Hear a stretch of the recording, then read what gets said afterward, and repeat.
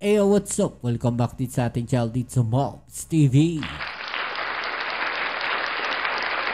Alright, so tayo nagbabalik-balik mga kababayan para sa isa na namang reaction video at komentaryo.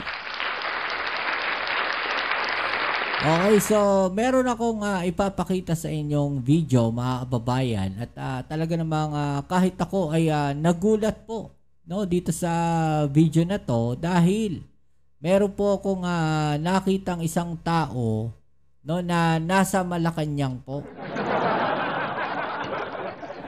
Nagulat ako dito mga kababayan dahil akala natin wala na siya sa Malacanang Pero nakita ko po siya sa isang press briefing ng ating PCO mga kababayan. Okay, so yan ang ating alamin ngayon at pag-uusapan. Pero syempre bago ang lahat, please don't forget to subscribe at pakilike naman po ang ating video ngayon. Okay, so shoutouts tayo sa mga followers at subscribers natin dyan. Maraming salamat po sa inyong suporta. Okay, so gusto nyo na po bang makita kung sino itong nakita ko sa Malacanang? Kasi maging ako, nagulat ako Baka pag nakita nyo to, magugulat din kayo. Siguro napanood nyo yung video pero hindi nyo lang napansin kung sino yung nandun. Okay? So eto na mga babayan, papakita ko na sa inyo kung sino. Eto nga nakita ko doon sa Malacanang mga babayan. Eto po. Ayan mga babayan, walang iba kundi si Eden Santos mga babayan. Okay, so ano kayang ginagawa ni Miss Eden Santos diyan po sa Malacanang mga kababayan? Natanggal po siya, 'di ba? Nagkaroon siya ng violation. Pero mukhang nagbabalik na po siya diyan sa PCO mga kababayan, dahil nga wala na rin po si PCO Ruiz mga kababayan, dating PCO head na si Ruiz mga kababayan. Diba? So, makikita natin nandiyan po si Eden Santos. Pero sa kabuuan po netong video na to, mga babayan, sa kabuuan po ng press briefing, hindi ko po siya narinig o nakitang nagtanong. Bakit kaya? May utos kaya sa kanya ang kumpanya nila o ang head nila na wag ka na munang magtanong-tanong. Baka hindi ko mapigilan matawa, diba? Baka maabadali ko, matanggal siya. Baka binalik na rin siya, tinanggal na yung pagban sa kanya o inayos na, nagkaroon na ng usapan, nakapag-usap na. Kaya welcome back kaya Miss Eden Santos mga babae. Abangan natin, may bakbakan kaya uli sila ni Jose Claire Castro. Okay, pero syempre hindi po yan ang ating pag-uusapan ngayon mga kababayan. Meron tayong ibang pag-uusapan ngayon. At ito po, ang ating pag-uusapan ngayon dahil ito po mga senador, mga kababayan na nagtutulak o nagsusulong ng house arrest ng dating Pangulong Duterte. Nako po, ito matindi mga kababayan. Sinupalpal po ng isang ex-ICC judge mga kababayan. Ito po yan. Yan. Dati po siyang ICC judge. At sinasabi po niya na wala pong epekto o walang magiging bearing.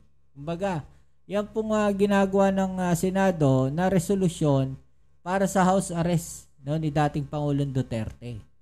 Ibig sabihin mga babayan, kahit anong gawin nilang effort, hindi po mapapagbigyan na ICC.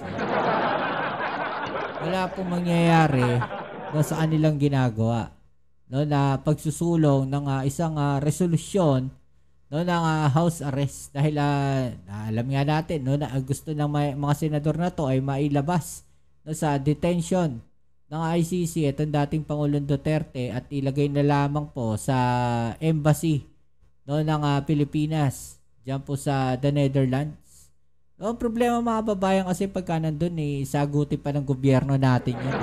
Parang gusto pa nila ipahamak talaga yung gobyerno natin Kasi kung sakaling may mangyari diyan sa dating Pangulong Duterte habang yan ay nasa embassy mga babayan, sisisihin na naman nila yung Pangulo natin. It's a trap, mga babayan. No, it's a trap. Bakit? Kasi pag may nangyari sa dating Pangulong Duterte, no, kay Digong, mga babayan, no, walang ibang sisisihin niyan kung hindi yung gobyerno natin. Walang ibang sisisihin niyan kundi yung Pangulong Bongbong Marcos. Kasi sasabihin nila, ikaw kasi nagpadala dyan eh. Ayan, may masamang nangyari kay Digong. Yun nga lang picture eh. Diba? Yun nga lang nagsabi yung asawa niya na pumayat. No, si Digong eh. Diba? Halos magwala yung mga DDS. Diba? Tapos, kamukat-mukat nyo, dun sinabi, no, neto nga si Vice President Sara Duterte, sila mismo sinupalpal. Bakit kanyo? Ano sabi ni BP Sara? Healthy, payat lang, slim, pero hindi ganon. No, kagaya ng iniisip nila. Okay, so ito mga babayan, panoorin natin tong video na to para mas maliwanagan tayo dyan. Alright, let's go. Exercise in futility para sa dating ICC judge sa mga inihaing Senate resolution na humihirit ng house arrest para kay FPRRD. Nasa Rome Statute lang kasi ang bola, kaya malabo itong mapagbigyan. Ibig sabihin, yung decision yan, no, nasa Rome Statute lang, mga babayan. Diba? Hindi sila para magdikta. Hindi nila para diktahan yung ICC. If the Senate passes a resolution like that, what is that value to the ICC? Oh, nothing. Walang halaga sa International Criminal Court ang mga Senate resolution na nananawagan ng house arrest para kay FPRRD. Ayon ito kay dating ICC judge at UP College of Law Professor Emeritus Raul Pangalangan. Paliwanag niya sa On Point ng Bilyonaryo News Channel, tanging ang Rome Statute lang ang pagbabasehan ng korte sa usaping interim release. Una nang humirit ng house arrest sina Senador Bato de la Rosa, Robin Padilla at Bongo dahil sa anilay lumalalang kalusugan ng dating Pangulo habang nakadetain. Di ba? Yun yung kanilang yun yung kanilang justification doon sa kanilang resolution. Kaya gusto nilang ilabas yan sa detention center ng ICC, mga babayan. Pero ano sabi ng ICC? Hindi pa babayaan yan dito. May hospital dito. May doktor dito eh. No? At kung ano man yung mangyari kay Digong at Antemano, no, ay maaagapan siya. Hindi kagaya pagka yan ay nilagay mo sa embassy, mga babayan, o hinaus arrest mo. No, at may nangyari dyan. Di ba, mga babayan? Eh, kailangan mo pa magano na ambulansya hanggang papunta ng hospital. So, baka lalong lumala.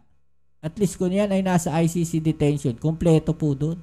May hospital, may doktor, lahat. No, may mga nurse pa nga na nag-aasikaso sa kanya. Di ba? So malabo talaga yung sinasabi nila. Ang gusto lang nila is palabasin sa ICC detention. Bakit? Anong meron? Di ba? Para mas madali yung access nila. Hindi sila mas mahirapan dito sa ICC. Diba, mga babayan, meron pa nga ang gusto, resolution, iuwi sa sa Davao. Diba? So, makikita natin itong mga senador na to talaga. Wala sa wala sa sambayan ng Pilipino ang kanilang loyalty, mga babayan. Ang kanilang loyalty, mga babayan, no, ay nasa iisang tao lang, no, kay dating Pangulong Duterte. Diba? Ewan ko pero hindi ko maintindihan talaga itong mga DDS na to eh. Ano bang gusto nilang mangyari sa Pilipinas? Diba? Gusto nyo ng pagbabago. Pero yung mga senador na binoboto ninyo, no, hindi naman nagsisilbi sa sambayan ng Pilipino. Gusto nyo ng pagbabago sa bansa. Pero kayo mismo, no, ayaw ninyong gumalaw para sa pagbabago. Tuloy natin. Naghain din ng resolusyon si Senador Alan Peter Cayetano na hinihimok ang gobyerno na hilingin sa korte na pansamantalang ikulong si Duterte sa Philippine Embassy sa The Hague. Duda si Pangalanan na mapagbibigyan ang mga ito ng ICC. I mean, of course, it can always be conveyed to the court. I don't know who will convey that, who will transfer that information to the court, but whether it will carry any weight, I doubt it. The interim release can contain conditions. And I imagine if the 3 grounds, one of those 3 grounds anyway, is satisfied, then the humanitarian elements might be taken into account in the conditions. But I don't think they will go as far as what the senators are looking for. Because that is something we do in the Philippines. There's some VIP jail somewhere. If it happens, it will be the first time. Diba? So first time daw po yan na mangyayari kung yan po nga si dating Pangulong Duterte ay ilalabas po sa ICC detention. Para magiging VIP po siya dyan. Diba? At yan din yung kinatatakutan, no, ng prosecution panel, mga kababayan. Yung makalabas po siya. Diba? Ito nga lang, mga senador. Diba? Kumikilos para mailabas siya ng ICC. No? Paano nila sasabihin na wala ng koneksyon? No, itong dating Pangulong Duterte. Diba? Ultimo mga senador umikilos para ilabas siya sa ICC. Para ibalik siya sa bansa. So, ganun pa rin. Malaki pa rin talaga, no, ang koneksyon at impluwensya ng dating Pangulong Duterte dito sa ating bansa. At yun yung kinakatakot ng prosecution panel. No? Delikado daw yon para sa mga testigo. That's sort of a VIP arrangement for a prisoner. Ayon din kay Pangalanan, posibleng madesisyonan ng ICC ang interim release request ni Duterte pagkatapos pa ng confirmation of charges sa Setyembre. Some of the grounds for interim release deny release, that is the risk of flight, and the second is the possibility of a threat and intimidation of victims and witnesses. I think the second ground is one which is best explored with the evidence available during the confirmation hearing. Magsisimula ang 4-day confirmation of charges sa September 23. There are 3 options for the court. If the court says it's enough, then they confirm the charges, and it becomes then the pre-trial is ended and they proceed to trial. If the evidence doesn't support the charges, the court basically throws out the case, and that's the end of it. And the third option is that the court can basically tell the prosecution, go back and give us more evidence, or consider filing another charge. Recharacterizing what we call the mode of liability. Was Duterte the mastermind? Was he a direct perpetrator? Because right now the charge is co-perpetrator. Alright, so mga kababayan, no? Grabe, di ba? O ano masasabi po ninyo dyan?